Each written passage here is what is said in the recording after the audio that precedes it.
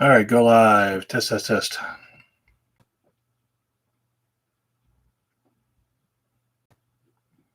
Go live. Test, test, test. Go live. Test, test, test. Great. Go live. Test, test, test. Great. Go live. Test. All right. I don't know what the hell's going on here. Exactly the same thing as I normally do. This talk I'm calling, first and foremost, let me start off here. My name is Mark. Starting this channel, Dad Teaches. Also, the website, dadteaches.men. And let me go ahead and close this out so I don't distract myself. And the topic of today is on gaslighting. Now, I call this Barefoot on the Eggshell Carpet. This was a book I started writing a few years back. I kind of lost motivation because I kind of got sick of the topic. But it is dealing with living with a narcissist spouse. And I'm not talking about your fake narcissist where they just take pictures and they're kind of brain dead, but a real narcissist, the vampire, right? Bram Stoker's Dracula is a vampire. And I don't have anybody viewing right now, so I'm just talking to myself, but this will be recorded and shared later on. So, the good thing about not a lot of people understand how to deal with narcissists is that it takes a toll on you, emotionally, mentally, physically. You know, I mean, you get heart conditions out of living with a narcissist, and definitely other things attributed to a severe amount of stress. The bad thing about narcissists, or nobody knowing what narcissists are or how to deal with them, is that nobody knows how to deal with them. I'm going to go ahead and I see one person join, so do appreciate it. And if you did join earlier, I apologize. I'm trying to get the sound working. If the sound isn't working, I just tested it out. If the sound isn't working, you can go ahead and write in the chat and let me know. Hopefully this is working out just fine. And what this is that Eggshell or Barefoot on Eggshell Walking Barefoot on the Eggshell Carpet was a book I was writing. And this again, I'm just kind of reiterating what I said a minute ago, talking to nobody. This had to do with living with narcissists. Like in my case, it was a narcissist spouse. I was writing it. I've kind of lost motivation for it, or I lost motivation for it a few years ago because, you know, I had to study cluster B and narcissism for many, many years just to learn to cope with what I was seeing. Because even though my narcissist, you know, she always claimed that she was, you know, borderline and bipolar and histrionic and all this stuff, the more and more I studied into that, it only was half of the equation. And the big disconnect there was that the cluster B people, they can learn to cope with that. The narcissist doesn't believe that they ever have to cope. This part one here is going to be, I have many, many parts to this. This is the very first part one, and it's dealing with gaslighting. First, I want to bring up what gaslighting is. So I'm going to bring up my browser and look off to the side here because I didn't set this up with the streaming app, so I can't really share my screen here as far as I know. 1 second here. There we go. The term I'm going to use here is from medicalnewstoday.com. And you can go to medicalnewstoday.com/articles/gaslighting. And I think this has a really pretty good understanding or a definition of what this is. What it says is gaslighting is a form of psychological abuse where a person or group makes someone question their sanity, perception of reality, or memories. People experiencing gaslighting often feel confused, anxious, and unable to trust themselves. And the term gaslighting derives from the 1938 play and the 1944 film Gaslight, in which a husband manipulates his wife into thinking she has a mental illness by dimming their gas-fueled lights and telling her she is hallucinating. I'm going to scroll to the bottom here, or a little bit further down. Some of the techniques used by gaslighters is countering, withholding, trivializing, denial, diverting, and stereotyping, which the purpose of this talk isn't so much for you, the individual, for myself to deal with this on a personal level, which I can also talk about that. But my goal here is to kind of show how this is used on the national scale right now.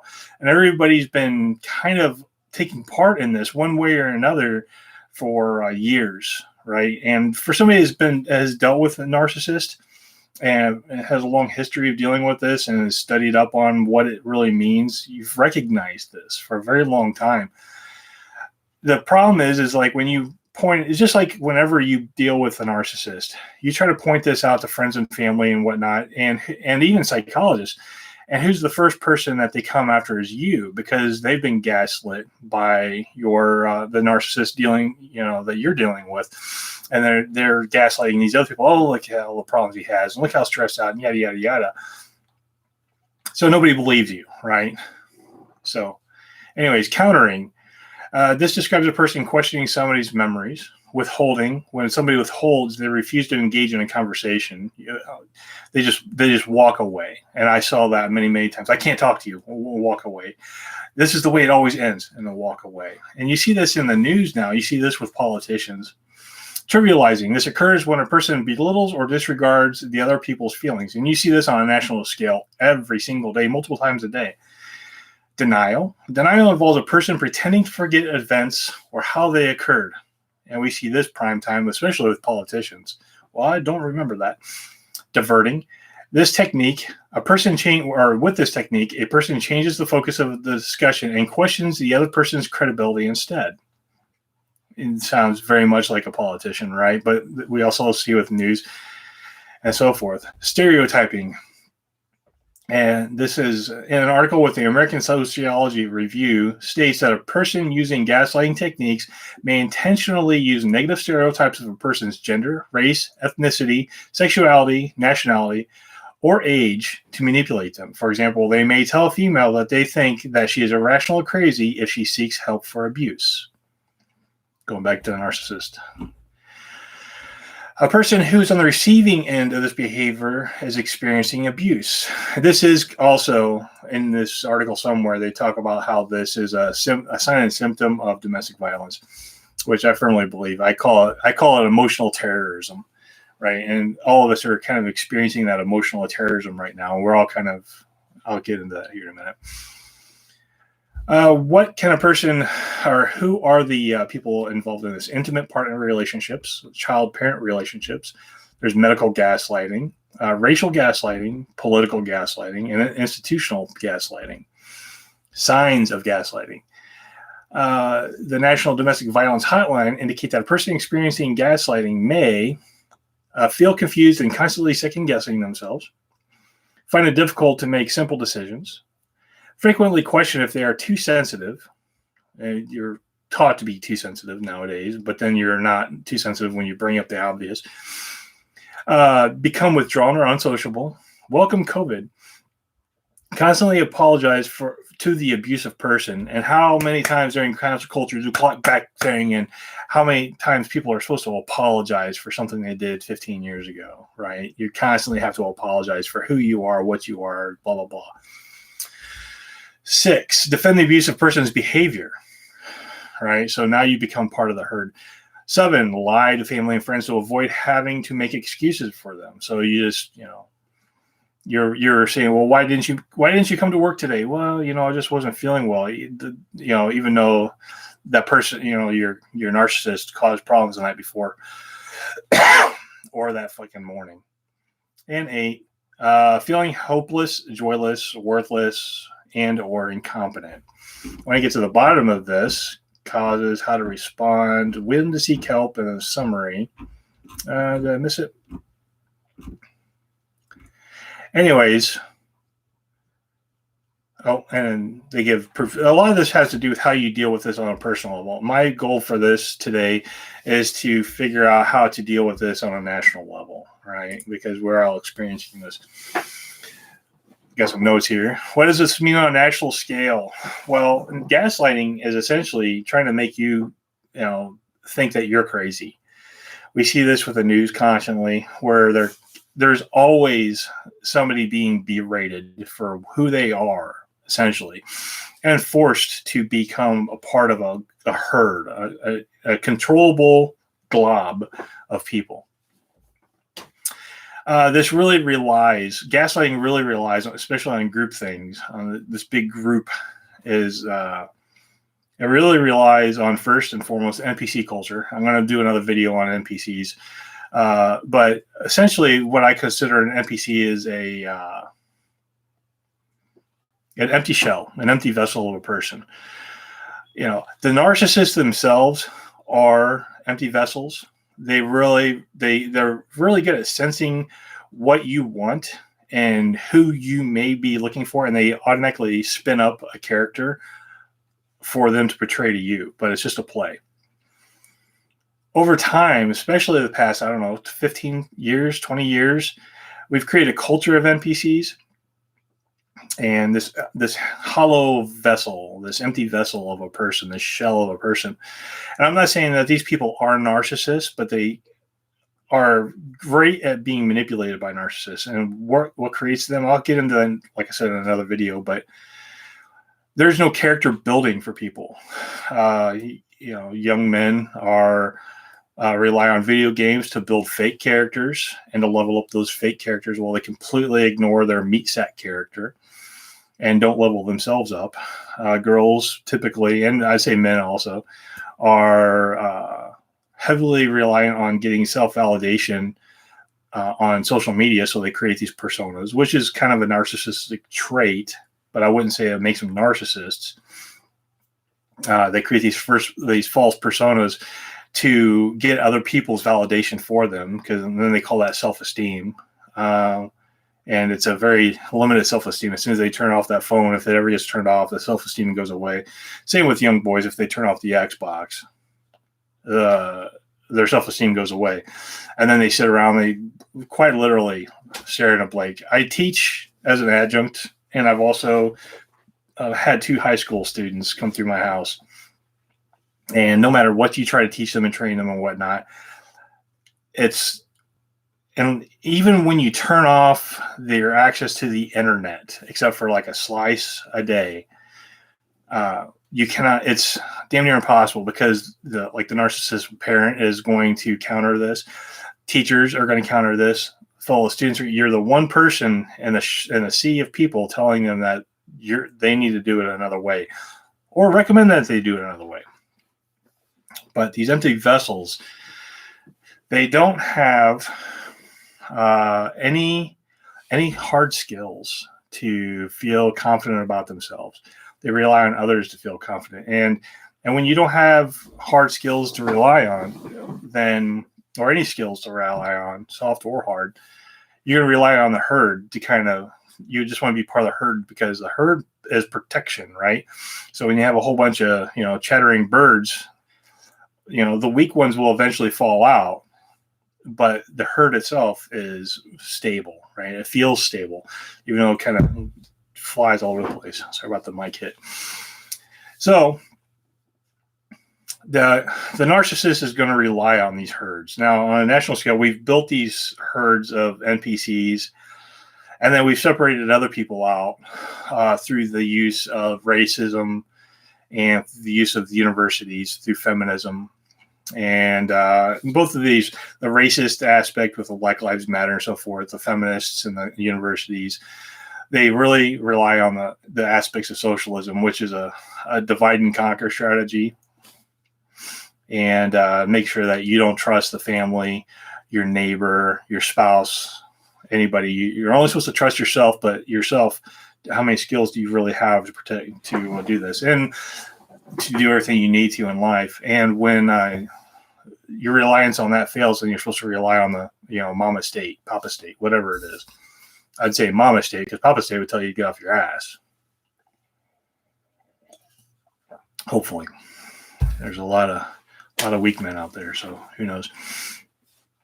So NPCs can be created by the narcissist, and especially with the serious epidemic we have of fatherless homes, and the mother, even if she's a good mother, she can't teach a man to be a man, and she can't teach a woman what a man is. So you're leaving these young people to have other people teach them what man what a man is. And then you have counter things like the American Psychological Association saying that maleness is now a psychological disorder. Primarily female teachers that teach boys to be girls and so forth. And now I've got 18 to 25-year-old young men that pride themselves on not being able to do a push-up, right? Because they're so incredibly weak, because if they're strong at all in any aspect, then they must be misogynist, right? So now these boys have been broken off into herds. Girls will be broken off into herds because now they're saying that they're better than all men, which men aren't even better than all men. But any fat, blue-haired girl that gets winded standing up fast is better than all men. And so now there are herds, and then we're able to still racially segregate everybody by race. We've got a metric shit ton of anti-Semites for whatever reason. I still don't understand this whole anti-Jewish thing. The black population is pitted against the white people. White people are supposed to be pitted against the black people. I don't think a lot of white people generally care, whatever, because we're already being pitted against, especially the white male. We're the worst of the worst because whatever reason, because we work hard, but working hard is racist. Now I guess it's the Asians. Welcome back to the 1930s. Everybody's being broken off into small groups, and then they're meant to fight as Mortal Kombat with each other, which is the optimal environment for role models of the day. These people broken off into the herds are all this the optimal environment for these gaslighting narcissists. Gaslighting comes from the media and from politicians, like I've already said. And the big key to this is that you'll have the media say something, and one channel will say something, and then all of a sudden all the channels will say something. And I've seen plenty of montages where they're all repeating the same words, but then the herds start repeating this, and as soon as the herds start repeating this, then the media backs off and says, well, it's the herd saying it. I never said that. And this is a favorite tactic of narcissists as well, because now they're passing that off to you, right? They're giving you the attribution for having this great and wonderful idea, which is meant to kind of like break your morality and stretch your integrity. It's these little steps towards, it's never huge steps that they're trying to make you break. There's always a whole bunch of little minor steps. They just want to push you off center from what you think is your morality or your integrity, and eventually you're nowhere near where you started off. It was just a whole bunch of little baby steps out, and the media is doing this to these groups, and it's been happening for years and years and years now. That's why you see the break off from the far left is going farther and farther and further. It's not because everybody else is moving. It's because they're moving. They've been led, right? And because they're by and large empty vessels. It's easier to lead them. They offer no critical thought to combat this. What I'm asking for, and I don't have all the answers, so I'm an idea guy here, and I'd be more than happy to figure out with everybody else. But how do we combat this? The gaslighting technique is supposed to keep you completely defensive, right? They're going to attack your character, your color, your gender, your race, your religion, your hairstyle, whatever it is. They're going to attack you on this for whatever reason. And it doesn't matter to the narcissist. It doesn't matter. It doesn't matter at all. That's the thing that people don't understand, is that they think that they're attacking you with something that's valid, but the narcissist does not care. They only care about constantly keeping you on your heels and keeping you defensive and keeping you in that defensive posture.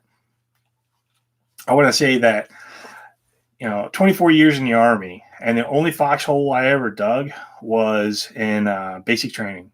Why is that? Because like in the airborne units and air assault units, we did not dig holes for defense. We might put up a perimeter, but we attack. As you know, our defense is to counterattack as soon as we're attacked. They start coming at us, and we meet them head on. No different than like a rugby scrum, right? You come together in that scrum, and you lock horns, right? And in a sense, that's what we have to do. We, as in the people that we see this narcissism happening, and we have to figure out how to combat it, right? What we need to do is figure out how we can combat the narcissists, and not through defensive measures. We can't protect ourselves anymore, because they're going to attack us on every front, and they're doing it every day, every single day. I was watching Tim Pool right before this, and he brought up 10 articles just from today on how they're constantly attacking us, constantly keeping people on the defensive. So you're concentrating on the defense, and they're just kind of smearing around you, right? Okay, so the tactics that are employed is, if you watch how these leftists, these socialists and communists, they attack, they take a herd, a whole population, and they attack a singular target. Now they have multiple herds. They have the younger NPC cultures that are supposed to have more rights than their parents. You have the feminists, you have the black community that believes in all this BLM BS. And then you're getting a lot of, well, I don't know if we do. I haven't paid attention. I see a lot of anti-Semitism online, which is ridiculous, especially in this pocket chat, and a lot of or racism towards Asians, which, again, I don't have this gene in me, so I don't understand this, right? I don't like a person. I can't say that. I would hate a whole group of people because of that one person, right? And so I don't understand that part. So it's a deficiency on my part, but I'm not going to try to correct that deficiency. I believe everybody's green. But you watch these pockets, feminists will specifically attack men. You know, right now today, they're attacking Kavanaugh again because whatever. And then the black people will attack mostly other black people. That's funny because they're attacking black people for being too white. I'm like, well, they're not white, they're black. They're just successful black people. So that doesn't necessarily make them white any more than lack of success doesn't make me any other color. You know, it doesn't make me less white because I'm not as successful as other white people. Anyways, coffee. You watch how they take these herds and they attack single targets. You watch them attack these single targets with going towards like banks. I can't believe, some person portraying a journalist goes and writes an email to a bank saying, I can't believe you support a racist such as yada, yada, yada. And then they post that on Twitter, and then all the chirping birds come back and start swamping that, and then that now the bank feels obligated to dump that one customer because of whatever. When that chirping bird, what they're doing is I got a herd of vampires going after the one vampire hunter out there, the one person shining a light on these vampires. And there's only one vampire, but that one vampire has that herd of people behind them. I call this herd also a meat army. I coined that term with my ex because she would have 50,000 friggin' people on social media, and she always would use that for triangulation, right? Triangulation is another tactic you have to understand and learn to bypass. Triangulation is where that narcissist takes 15 other people that all says how great they are. And then they say, look how bad you are because all these people, all these faces in the crowd tell me how great I am. I only show them pictures of my snatch every day and they tell me how awesome I am. So you must be the bad guy here. Gaslighting technique. And it's also gaslighting using this triangulation, trying to get you to comply. What you have to do is not comply. What you have to do is see how these attacks happen. And you have to give up trying to be defensive about this. This is a trained aspect of this because I think naturally people want to be defensive. You have to be defensive and see how they're attacking you. The narcissist creates you as this cardboard cutout of you, right? The narcissist will find out a couple key attributes about you. You're tall, you like steak, your favorite color is blue, you like fast cars, blah, blah, blah.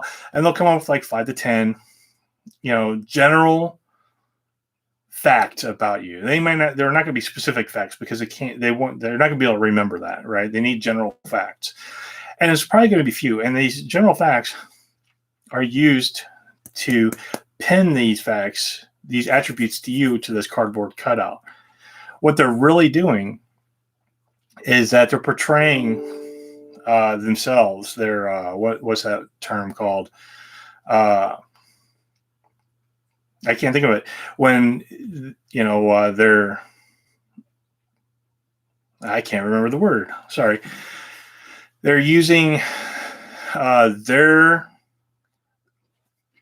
character or lack of what they do, and they're saying that it's what you're doing, right? It's part of gaslighting, but at the same time, they're using this cardboard cutout, right? This cardboard cutout really represents them, but then they put a couple tags on there of a couple key facts to say, look at this person, look at what they're doing, right? And it's easy to get other people to believe this story of this cardboard cutout, which is really just a reflection of them, the narcissist, because of those key facts. Are like, well, how else would I know that he likes steak? Well, I mean, it's kind of a general thing. I'd say a significant portion of the people on the planet like steak, so it's not hard to guess that, But this is how you have to view the narcissist, and especially when the media is coming at you, politicians supported by the media is coming at you. You have to see what the story is. What are they attacking you with, right? Right now, the biggest things they've been attacking us for the past few years is sexist stuff and racist stuff, right? Which usually means that they're racist and sexist. And I think that's pretty apparent to us. The thing is, though, is that we need to be more vampire hunters. We need to start shining the light on them. So instead of when somebody calls you as a misogynist, don't defend that you're not a misogynist. As a matter of fact, you need to go back and say, I think you're the one that's misogynist. You're the one that thinks that men are stronger, They call you a racist. Don't even defend yourself by being racist because you're not, right? You don't have anything to defend. You're like, well, it's like, aren't you the one that wants to separate the classes, and you want to have segregated schools, and you want to have segregated workspaces, and yada yada yada? I think you're the narcissist, or you're the racist, and you have to be very specific on this. Now, what we have to do as a community, and right now I see 2 viewers, and it might be one of me. What we have to do is to come together and figure out how to use their techniques against them. The thing is that we can't be the screeching birds on Twitter. We have to come back calm and rationally and constantly shine this light on them. And we have to come together as a community to do this. Right now, we're spread across a very thin, very long line, hundreds of miles long, one person deep, where everybody's individually defending themselves. We have to learn to give up territory. We've given up a shit ton of territory, and we've watched our politicians that we've elected give that territory up without question. But we're not shining the light back. We've got like one person, like Rand Paul, shining the light back, and he can't stand on his own. We have to support, and we have to do the same thing that they're doing to us. We need to go to these companies. Is like, if you counter technique, if you're going to drop these people for these beliefs, I think we're all going to drop you because you're not supporting your customers. Let's drop one person or willing to drop 10,000 people. They're going to capitulate, right? But we have to come together as a community and do these kind of things. When all white men are X, instead of defending ourselves, and defending ourselves, I'm saying that part of defending ourselves is also saying that, like, well, we point out all the things that we've done. That's the wrong approach. You can't fight it that way because you're still defending. Right. And you're not even defending this. You're defending the idea of a white man. As a matter of fact, we have to turn that conversation around and are like, why do you feel so threatened by the white man? Is that because you're trying, and whatever the argument is, and show that they're actually scared of this when they're the ones saying that they're strong, independent, and confident, and they're better than everybody else. And we have to show that they're not, right? And what this results in, you'll see this quite a bit, is when you attack the narcissist with logic and reason, they have no recourse because a narcissist never defends. That's the key point we have to take away from here. And I'm sorry, I'm probably taking 30 minutes to get to this point. The narcissist will never defends. Always is on the attack. They don't know how to defend. When they go to the defense, they don't know how to do that. So they automatically go straight into a screaming. I call it the Tasmanian devil because I used to watch my narcissist. She'd stomp on the floor in a circle and scream and stomp and slap her arms on her fucking legs. It was kind of hilarious because you reflect back to them what they're trying to push their personality onto you, and you just give it back to them, and they can't handle that, right? So we need to figure out how to do that as a community. Anyways, I meant that this will only be about 20 minutes. We're over 30 minutes right now, so I see a couple of you are on here. Please feel free to leave any comments about these ideas. I want to really kind of flesh them out, and I only had half the notes on here that I wanted to get, and I'm still working today. But my ideas are not my ideas. My intent is to take these ideas and figure out how we can use these for, what we need right now as a counteroffensive onto how to sustain our culture, and I'm not talking about just the American culture. I'm talking about everybody in North America, everybody in Europe is all being onslaughted by this idea, and everybody's being separated out. And the Norwegians the Viking traditions are being told that they're all lies and everything else. That's one thing. In Central Europe, we've been seeing this happen for a lot longer. It's been happening here. It's happening in different ways, but it's always been kind of socialist over there. And now that they've got a stronger foothold over there. The thing is that we can't. When you're dealing with narcissists, this will always take an emotional toll. Always. I don't care what your defensive strategies are, it will take an emotional toll and take sometimes a physical toll and a mental toll.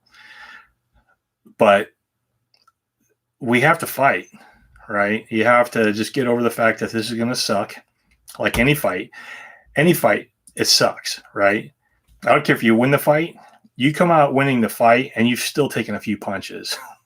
It's gonna suck. Get over that. We have to get over that. We have to not care, and we have to stop being so defensive and start taking this on the offensive. Reflect back to the narcissist what they're trying to tell you. They're trying to reflect themselves onto you, and we just have to give it back to them and make them own it. That's the way to combat this, and we have to do it calmly, rationally, and with a smile on our face. We can't become who they want us to become. All right. The couple of you that are on here, I do appreciate your time today. I do appreciate any comments you have on this, any ideas. Again, this is not, I'm not teaching or preaching here. I'm trying to show you what I've seen. And I have studied cluster B and narcissism for, 10 years because I had to just to cope with my ex. I was a combat soldier. And I had a doctor once tell me that he thinks that I'm suffering from PTSD from a marriage. So I want to tell you what this can lead to, okay? It had nothing to do with the 1,000 ways I've seen people die. It had to deal with a person I was married to. So anyways, enjoy your Thursday afternoon. Hopefully wherever you're at is decent weather. And those of you that are getting the storm we just had a couple days ago, well, it'll be over in a day. So good luck, and I'll try to make these a lot more routine. Thank you for your time.